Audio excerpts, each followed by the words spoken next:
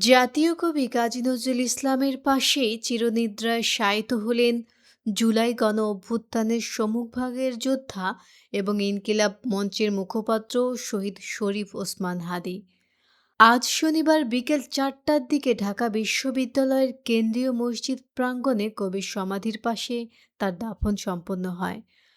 পরিবারের দাবির পরিপ্রেক্ষিতেই তাকে এই মর্যাদাপূর্ণ স্থানে সমাহিত করার সিদ্ধান্ত নেওয়া হয়।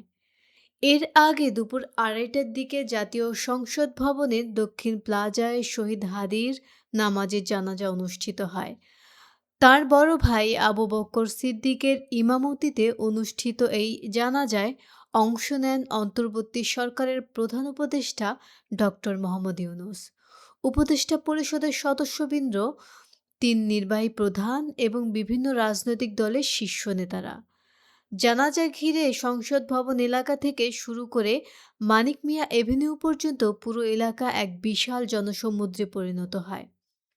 জানাজার আগে আবেগঘন বক্তব্যে প্রধান উপদেষ্টা বলেন, ওসমান হাদি হারিয়ে যাবে না, সে প্রতিটি বাংলাদেশির বুকের ভেতরে বেঁচে থাকবে।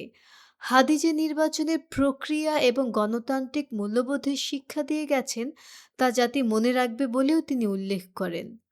উল্লেখ্য, গত ১২ ডিসেম্বর রাজধানীর পুরানা পল্টনে নির্বাচনী প্রচারণার সময় দুর্বৃত্তদের গুলিতে মাথায় গুরুতর আঘাত পান ওসমান হাদি। প্রথমে ঢাকা মেডিকেল এবং পরে এভারকেয়ার হাসপাতালে চিকিৎসার পর উন্নত চিকিৎসার জন্য তাকে সিঙ্গাপুরে নেওয়া হয়। সেখানে চিকিৎসাধীন অবস্থায় গত বৃহস্পতিবার রাতে তিনি শেষ নিঃশ্বাস ত্যাগ করেন।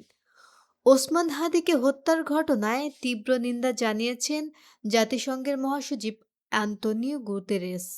তিনি এই হত্যাকাণ্ডের দ্রুত ও নিরপেক্ষ তদন্ত নিশ্চিত করতে সংশ্লিষ্ট কর্তৃপক্ষের প্রতি আহ্বান জানিয়েছেন। শহীদ ওসমান হাদির মৃত্যুতে আজ শনিবার সারা দেশে একদিনেরও রাষ্ট্রীয় শোক পালন করা হচ্ছে, যার ফলে সরকার ও বেসরকারি প্রতিষ্ঠানে জাতীয় পতাকা অর্ধনিমিত রাখা হয়েছে। রাজকীয় এই বিদায়ের মধ্য দিয়ে বাংলাদেশ হারালো এক অকুতোভয় তরুণ নেতাকে, যার ত্যাগ জুলাই বিপ্লবের ইতিহাসে চিরস্মরণীয় হয়ে থাকবে।